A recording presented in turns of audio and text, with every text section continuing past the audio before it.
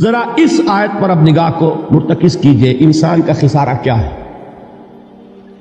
دیکھیے، سب سے پہلے میں آپ کی توجہ دلاؤں گا، ذرا آنکھیں کھول کر قلب حساس کے ساتھ نوع انسانی کا مشاہدہ کیجئے، کیسے کیسے دکھ، کتنی تکلیفیں، کتنی محنت، کتنی مشقت ہے جو ہر انسان کا مقدر۔ قرآن مجید میں ایک مکمل سورت ہے، سورت البلد، اس میں اللہ تعالیٰ نے متعدد قسمیں کھا کر ایک بات کہی، لا اقسم بہذا البلد وانت حل بہذا البلد ووالد وما ولد لقد خلقنا الانسان فی کبد۔ ہم نے انسان کو مشقت ہی میں پیدا کیا، یہ مشقت ہر انسان کا مقدر ہے۔ لوگ گھروں کو چھوڑ کر آئے ہوئے ہیں، کہاں کہاں انسان جاتا ہے، یہ اس دنیا میں محنت اور مشقت۔ ہاں، ایک مغالطہ ہو جاتا ہے کہ شاید یہ محلوں میں رہنے والے جو ہیں انہیں کوئی مشقت نہیں، انہیں کوئی دکھ نہیں، حالانکہ حقیقت یہ نہیں ہے۔ جو جتنا امیر ہے آپ دیکھیں گے اس کی جسمانی مشقت کم ہے، ذہنی کوفت زیادہ ہے۔ ٹرینکولائزرز کی انہیں ضرورت پڑتی ہے، انہیں سیڈیٹیوز چاہیے، خواب آور دوائیں مزدور کو نہیں کبھی ضرورت پڑے گی۔ وہ 8 گھنٹے کی محنت کرنے کے بعد احساس ہوتا ہے کہ وہ صبح ہی کی خبر لے گا، اور یہ وہ لوگ ہیں کہ جن کو ہپنوٹکس، خواب آور دوائیاں، سیڈیٹیوز، مسکن ادویات، یہ سارا لیبنیم اور یہ ویلیم اور یہ فلاں اور یہ فلاں، یہ کن کے ہاں جاتے ہیں؟ ذہنی سکون اور اطمینان انسان کو حاصل نہیں۔ کسی کی جسمانی مشقت ہے، کسی کی ذہنی مشقت۔ میں آپ کو یاد دلانا چاہتا ہوں مہاتما گوتم بدھ کا معاملہ۔ 30 برس کی عمر میں کپل وستو کا شہزادہ محل کو چھوڑ کر نکل گیا، جوان بیوی کو سوتا ہوا چھوڑ کر گیا، شیر خوار بچے کو چھوڑ کر گیا، راجدھانی میں رہنے والا محل کا باسی، جسے یہ معلوم ہے کہ باپ کے بعد مجھے یہ سلطنت ملنے والی ہے، کیوں گیا؟ کبھی کبھی آپ نے سوچا؟ اس نے انسان کے غم اور دکھ کا مشاہدہ کیا۔ اس نے دیکھا کوئی اندھا ہے، ٹھوکر کھا کر گر رہا ہے، کوئی والدین کھڑے ہوئے رو رہے ہیں اور ان کی نگاہوں کے سامنے ان کا نہایت محبوب بچہ دم توڑ رہا ہے اور وہ کچھ نہیں کر سکتا۔ اس نے سوچا یہ صدمہ کیوں ہے انسان کا، یہ دکھ اس کا مقدر کیوں ہے؟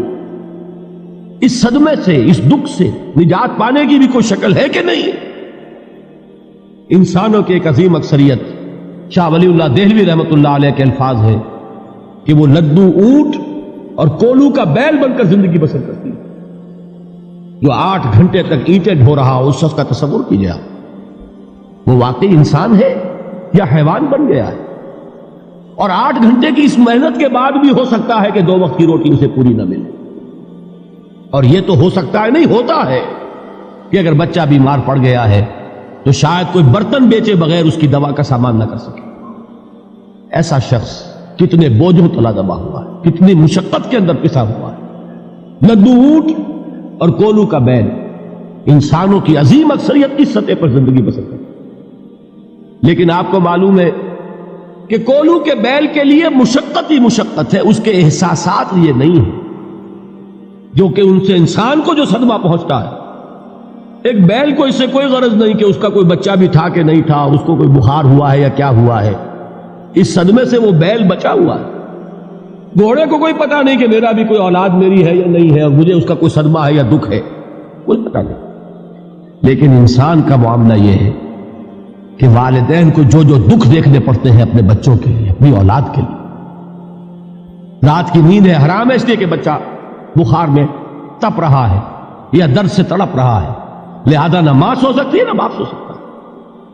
میں نے ایک موقع پر دیکھا، لاہور میں کیروسین آئل، اس زمانے میں ابھی سوئی گیس نہیں آئی تھی، اور اکثر و بیشتر جو ہے یہی مٹی کا تیل جو ہے ایندھن کے طور پر استعمال ہوتا تھا، اس کی شارٹیج ہو گئی تھی، تو کئی فرلانگ لمبی قطاریں لگتی تھی ان دکانوں کے باہر، ڈپو کے باہر، اور ایسے منظر بھی کہ ایک خاتون برقع پوش، ایک گود میں بچے کو لیے ہوئے، ایک کی انگلی پکڑے ہوئے، بوتل ہاتھ میں لیے ہوئے تیل کے لیے، اور کئی گھنٹے کھڑی ہے دکان۔ یہ مشقت انسان جھیلتا ہے کہ نہیں؟ غالب نے اس کا نقشہ کھینچا ہے کہ رنج سے خوگر ہوا انسان تو مٹ جاتا ہے رنج. مشکلیں اتنی پڑی مجھ پر کہ آسان ہو گئی.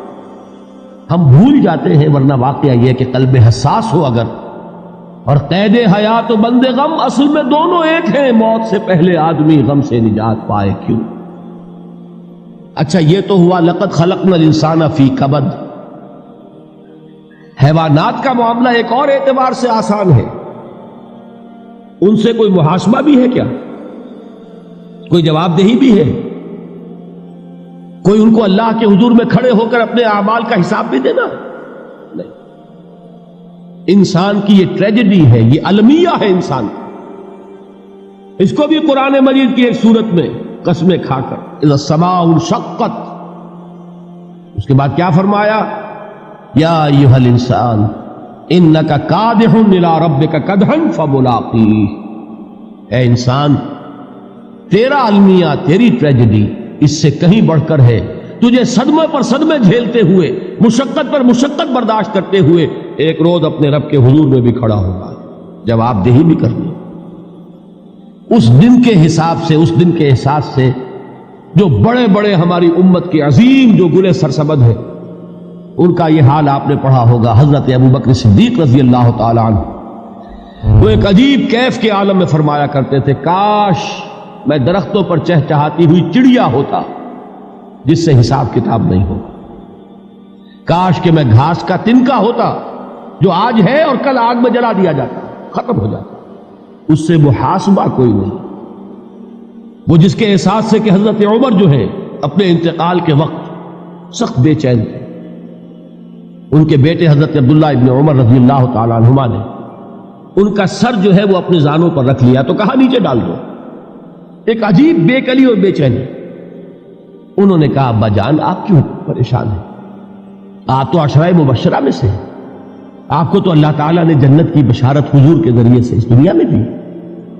حضرت عمر فرماتے ہیں کہ خدا کی قسم اگر قیامت کے دن عمر برابر سرابر پر چھوٹ گیا تو بہت بڑی کامیابی تصور. یہ احساس جن کو ہوتا، حضرت علی کا حال کیا ہوتا ہے؟ ابھی جو آپ نے حافظ صاحب سے سنا، یہ حضرت علی کا معاملہ ہے کہ ایک تیر پیوست ہو گیا تھا، کسی طرح نکل نہیں رہا تھا. حضرت علی نے فرمایا کہ اچھا چھوڑو مجھے، میں نماز کی نیت باندھتا ہوں. نماز کی نیت پڑھتے تھے تو لرزتے تھے، کانپتے تھے. کس کے سامنے کھڑا ہوں اور کس کے سامنے مجھے ایک دن جواب دہی کے لیے کھڑا ہونا ہوگا. لن تزولا قدم ابن آدم، حضور نے خبر دی ہے ابن آدم کے قدم ہل نہیں سکیں گے. جیسے مجرم کھڑا ہوتا ہے کٹہرے کے اندر، اس کٹہرے میں سے ہل نہیں سکو گے حتی یسأل عن خمس، جب تک کہ 5 چیزوں کا حساب نہ لے لیا جائے. وہ 5 چیزیں کیا ہے؟ کان کھول کر سنیے. عن عمرہ فیما افناہ، عمر کا حساب دو. یہ 80 برس اور 70 برس ہم نے تمہیں دنیا میں دیے، کہاں ضائع کیے؟